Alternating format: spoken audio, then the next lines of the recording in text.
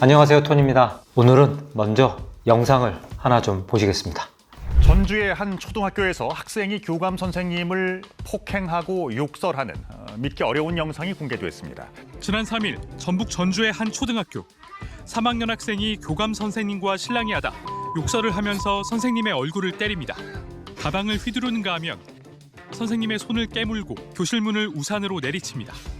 답답하시죠? 얼마 전 전북 전주 한 초등학교에서 있었던 3학년 아이가 교감 선생님 귀싸대기를 몇 대를 때리고 욕을 하고 침을 뱉고 이런 일이 있었습니다. 난감한 상황이죠. 얼마 전에 서울 양천구에서 초등학교 담임을 맡고 있는 여자 선생님이 학생한테 폭행을 당했는데 선생님을 이렇게 넘어뜨려가지고 그냥 한두 대 때리는 것도 말이 안 되는데 선생님을 그냥 무차별로 폭행을 했어요. 선생님은 몸에 상처를 입으신 것뿐만 아니라 마음의 상처도 심하게 입으셨죠. 그래서 외상후 스트레스 때문에 한동안 학교를 출근을 못 하시고 지금까지 마음앓이를 하고 있다고 하십니다. 제가 왜 그런 일이 일어났는지는 원인은 자세하게 모르겠습니다만은 근데 이게 상식적으로는 참 받아들이기는 저는 좀 힘듭니다. 그래서 제가 사건 사고를 찾아보니까 2018년부터 23년 5년 동안 학생제 교사를 폭행한 사건 사고는 한 1,100여 건이나 있었다고 합니다.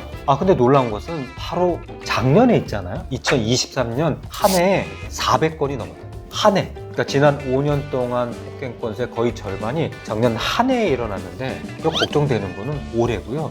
내년입니다. 이게 왜 그럴까요?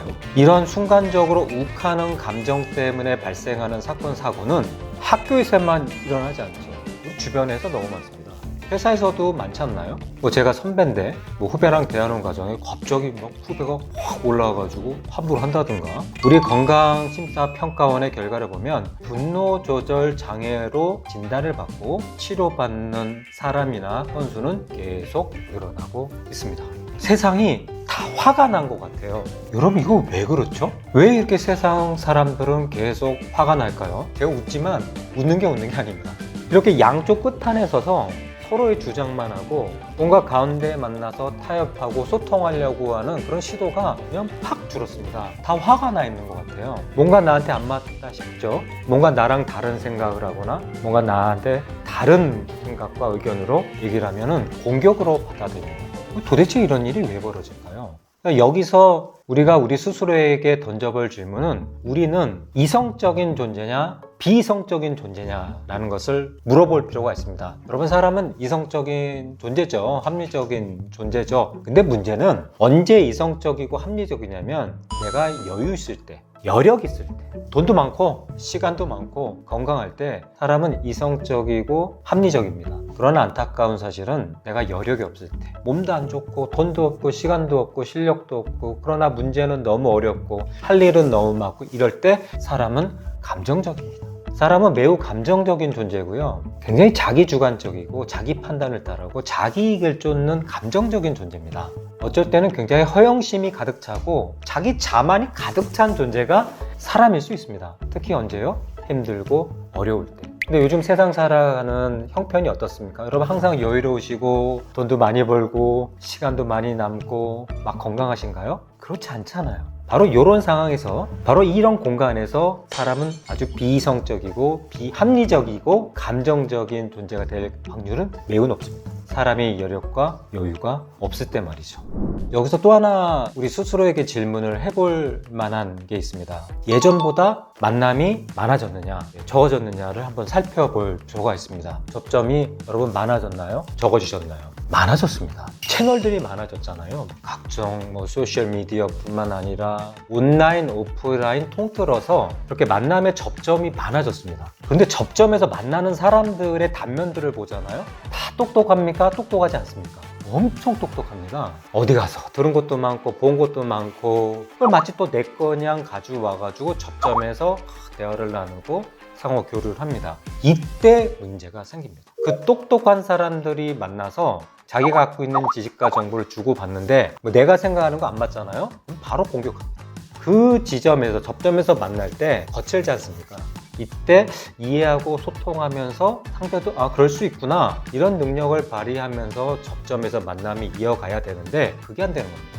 똑똑한 사람은 너무 넘쳐나는데 똑똑한 사람들끼리 만났을 때 그 거친 면에서 이해하고 소통하고 공감해주는 능력, 이 부분을 정서지능이라고 합니다. 이 정서지능을 배워보신 적이 없잖아요. 오늘 드리고 싶은 말씀은 이전에 수십 개 영상에서 정서지능이 뭐고 이렇게 해야 된다라는 영상을 많이 만들어 오고 있습니다만은 중간 정리를 해보고 싶었어요. 뭐였냐면 왜 정서지능이 특히 지금 더 필요하냐라는 점을 여러분들한테 다시 좀 상기해 드리고 싶었습니다. 세상 사람들은 너무 똑똑하고 하는 것도 많고 할 줄 아는 것도 많아졌습니다. 그런데 왜 이렇게 갈등이 많이 일어날까요? 서로 이해하고 소통하고 공감하자? 말은 쉽죠. 어떻게 이해하고 소통하고 공감하나요? 이것도 배우셔야 됩니다. 그러니까 지적 지능도 중요하지만 나의 감정도 돌보고 상대의 감정과 생각도 돌보면서 공감하고 이해하고 낙관성도 발휘하고 그리고 우리가 그러고자 하는 그 행동을 하는 목적과 어떤 목표에서도 같이 한번 찾아보고 이런 능력들이 정서지능입니다. 근데 이 정서지능에 대한 투자는 여전히 많지 않습니다. 제가 이 영상 모두에 돈 많고 시간 많고 건강하면은 누구나 쉽게 공감하고 누구나 쉽게 관계를 잘 이어갈 수 있다고 말씀드렸잖아요. 근데 안타까운 것은 그 자원이라고 하는 것도 늘 부족하지 않습니까? 신기하게 돈은 늘 부족하고 시간은 촉박하고 건강은 늘 아슬아슬하잖아요. 근데 이런 상황에서 저 사람하고 나하고 협업을 해서 시너지를 내서 성과를 냈을 때는 그 머리 똑똑한 것도 중요하지만 서로 함께하는 과정에서 일어나는 감정과 생각을 조율하는 능력, 그 정서지능도 필요하다는 얘기입니다. 불편한 감정과 생각을 지켜보고 왜 그랬는지도 이유도 살펴보고 그렇게 해서 생길 수 있는 불상사를 미리 막아보고 그리고 그런 불편한 생각과 감정을 또 조절해보고 이런 능력들이 정서지능입니다. 저는 근육이라고 생각해요. 내가 저 사람하고 나하고 또는 여러 조직에서 서로 영향력을 주고받을 때는 당연히 머릿속에 들은 지식과 정보 중요하죠. 그거를 나누는 과정에서 필요한 능력, 정서지능도 체계적으로 마치 근육 키우듯이 배워야 하지 않을까요? 제 말씀의 요지는 우리는 늘 자원이 부족하다. 돈과 시간과 건강은 항상 여유롭지 못하다. 이게 여유로울 때는 저 사람하고 나하고 협업, 시너지는 자동으로 됩니다. 문제는 나한테 자원이 부족할 때 함께 일하는 그 과정에서 매끄럽지가 않습니다. 아무리 아는 게 많고 똑똑하시더라도요, 내가 갖고 있는 자원이 부족할 때는 이해하고 소통하고 공감한 능력이 떨어집니다. 이렇게 힘들고 어려울 때 상대와 어떤 협업과 시너지를 내는 최고의 방법은 이해하고 공감하고 소통하고 이런 능력들입니다. 이 능력이 바로 정서지능입니다. 지적 지능도 중요하지만 나의 정서와 감정을 깔끔하게 매끄럽게 만들어서 상대와 협업하고 시너지를 내서 더 성과를 내는 방법을 정서지능이라고 할 수 있습니다. 지적지능과 정서지능의 포트폴리오를 맞춰보세요. 균형을 맞춰보세요. 지금보다 훨씬 성과가 납니다. 관련된 내용은 제가 많이 만들어 놨고요. 특히 중요하다 생각하는 부분 계속해서 반복해서 핵심만 요약해서 드리도록 하겠습니다. 감사합니다.